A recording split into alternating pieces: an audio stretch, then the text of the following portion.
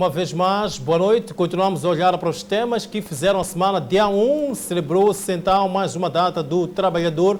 Aqui no país, um pouco por todas as capitais provinciais, não só, ouvimos os trabalhadores a voltarem a colocar velhos problemas como a precariedade de emprego, a questão dos salários. Várias marchas foram realizadas e vale a pena olharmos para esta questão aqui com os nossos comentadores. Esta Dia do Trabalhador, como é que futuro terá o trabalhador moçambicano? Como é que viu as declarações que ficaram ao longo desse dia 1 de maio?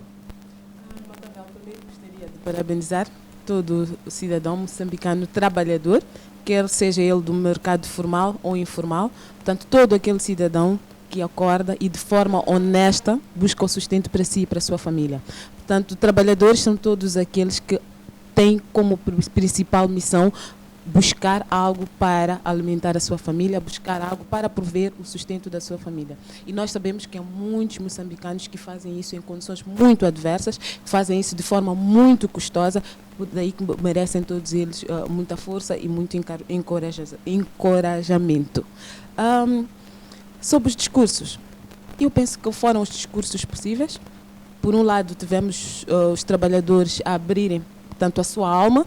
Afinal de contas, temos um dia dedicado, um dia em que nos é permitido falar de forma aberta sobre aquilo que nós vivemos, o que passamos, o que encontramos, e ao mesmo tempo passar, portanto, um recado ao outro lado, que são os empregadores. Por outro lado, eu olho para o Dia do Trabalhador como um dia de confraternização.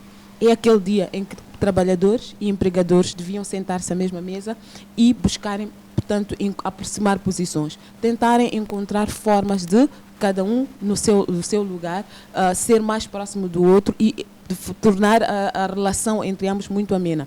Nós temos exemplos, infelizmente, de empresas ou empregadores que olham para os seus empregados como algo, como se ainda estivéssemos na época feudal, em que estes só estão ali para garantir o seu sucesso, e quando este aparece e é visível, estes mesmos recursos, estas mesmas benesses que podiam reverter a favor do trabalhador, são transformadas em benefício único do patronato. Espero eu que de reflexão em reflexão, nós possamos caminhar para um ambiente mais de justiça social, em que os trabalhadores pudessem ser olhados e, acima de tudo, acarinhados. Porque qualquer empregador, qualquer empresário, sem a força de trabalho, não é nada. Portanto, estes trabalhadores deviam, se ainda não são, deviam cada vez mais ser olhados e percebidos como o principal recurso das empresas. Por outro lado, também reparei que o governo fez-se representar pelo presidente do Conselho Municipal nas celebrações e pude ouvir alguns trabalhadores.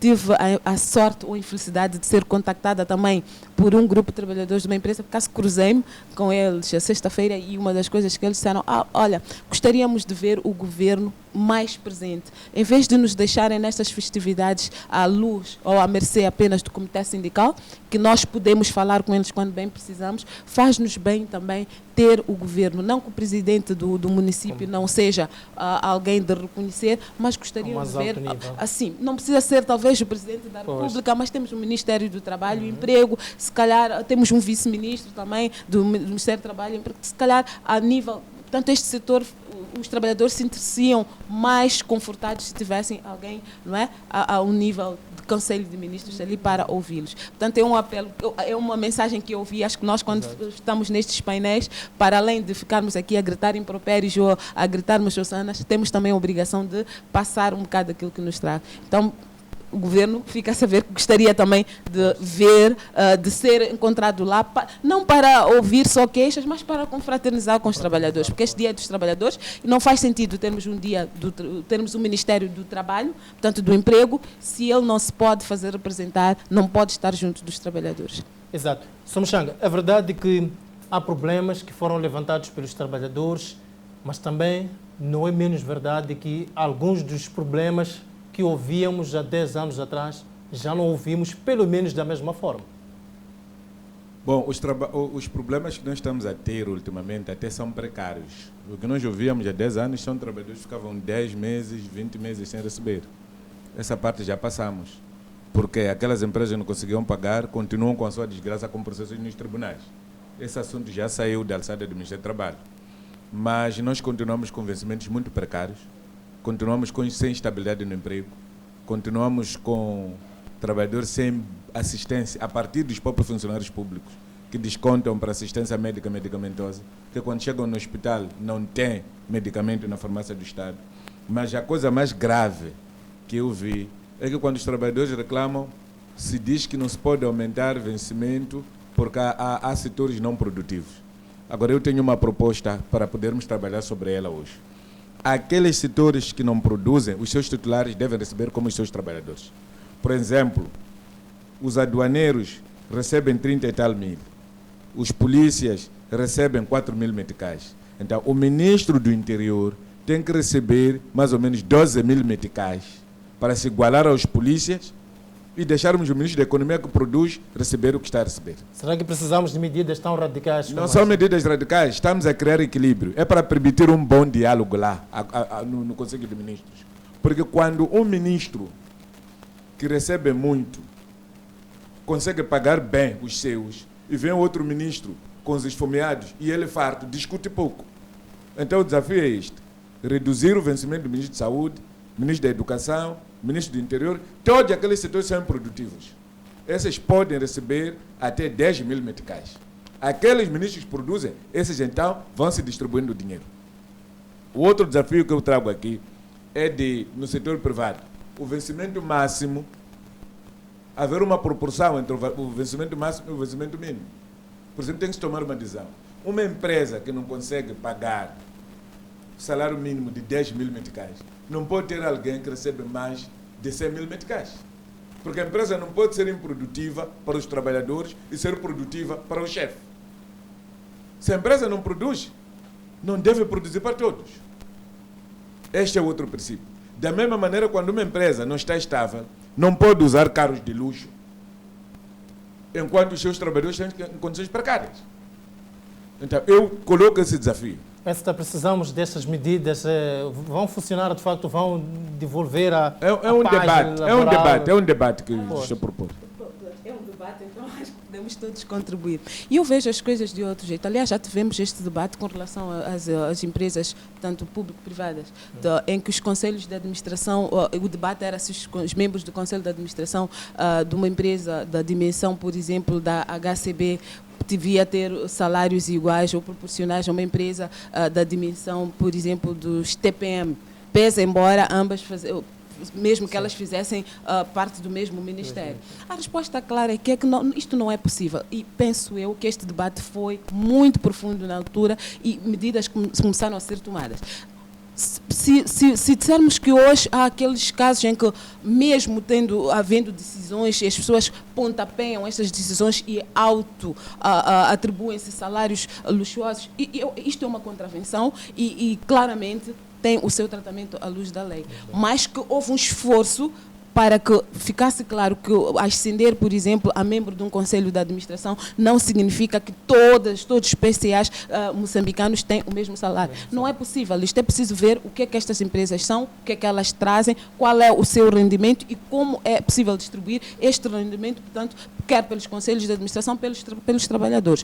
Outro desafio também que na altura foi feito, e acho que é a situação que nos encontramos hoje, é esta diferenciação entre empresas públicas. Há umas que são claramente mais prestativas, produzem mais e o seu rendimento também tem que se refletir ao nível destes trabalhadores. Agora, a nível do Conselho de Ministros, não sei como é que faríamos isso. Se calhar podemos olhar para o exemplo que o Muxanga deu para o Ministério da Saúde e da Educação.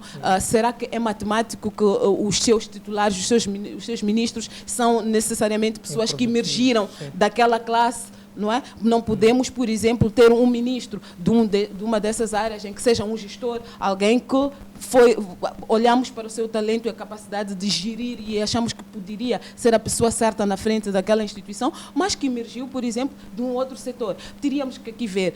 Acho que hoje temos o caso da saúde, por exemplo, a ministra é médica. Se calhar aí podemos... Como fazer, e diga-se também que é como é que seria, de nível superior. Mas é um debate. Em 20 segundos, como é que seria para a situação desses gestores que tornaram-se ministros, no caso da Ministra da Saúde? Eu tive uma história do em 20 segundos. Dr. Balói, quando aceita deixar o banco e a Motra, quando estava trabalhando, passa para o governo. No primeiro momento, o vencimento dele era mantido pelo banco, porque o governo central não estava em condições de o pagar. A mesma condição aconteceu com o atual presidente da República. Quando ele deixa os caminhos de ferro, onde era administrador, o vencimento dele era superior ao vencimento dos ministros. O vencimento dele foi mantido por algum tempo nos caminhos de ferro. Esses são outros casos. Eu quero trazer aqui um debate sério e honesto. O ministro de Saúde não consegue negociar vencimento para os trabalhadores de saúde porque não produzem. Ela também não produz. Tem que receber igual. O ministro da Educação não consegue negociar vencimento para o Ministério da Educação porque os professores não produzem. Também tem que receber como improdutivo. Porque ele é o chefe do desenvolutivo. Desculpa, sobrinho. Na situação agora, é um debate, então temos que buscar meio termo. Mas, por exemplo, esta concertação atual, estes salários atuais, se for a ver, a saúde, tanto a polícia, tiveram um maior aumento salarial. Sim, foram os maiores. Tens o caso dos médicos que foram equiparados à magistratura judicial, que também é uma luta que já vem há muito mais tempo. Todos os outros, exatamente, todos os outros ficaram por 5%. Não acredito que esta solução seja resultado, portanto, do Espírito Santo da Ministra do Trabalho. Para além da concertação social, não é? Estes membros do governo sentam-se e olham para aquilo que são as preocupações e tentaram buscar muito bem, já temos muito pouco tempo. A questão dos médicos é por causa da greve. Não. Desculpa. Muxanga, quantas greves já houveram? Se for por ali, não chegava. Há um acordo feito pelo governo de que os médicos este ano estariam ao nível dos magistrados. De forma gradual, não este ano, de forma gradual. Os enfermeiros ainda não chegaram à metade de um escriturário qualquer na autoridade tributária. Isto para mim, sobrinha, cria-me problemas, porque quando eu estou doente, agora, por exemplo, o nosso colega Zé Manuel não está aqui, está há 2 dias na desgraça, quem cuida dele é um enfermeiro, que recebe 4.000 meticais. Então, isto é um mecanismo para acelerar. Como quem diz, se você monta o burro, claramente... o burro não tem acelerador. Para acelerarmos esta coisa aqui, estes senhores ministros, incluindo eu, se ficar ministro qualquer dia destes setores que não produzem, tenho que receber... Já és deputado, muito obrigado. É um assunto claramente inesgotável. Vamos a um curtíssimo intervalo. Voltamos já para olhar para mais um tema que marcou, ou então que marca a semana.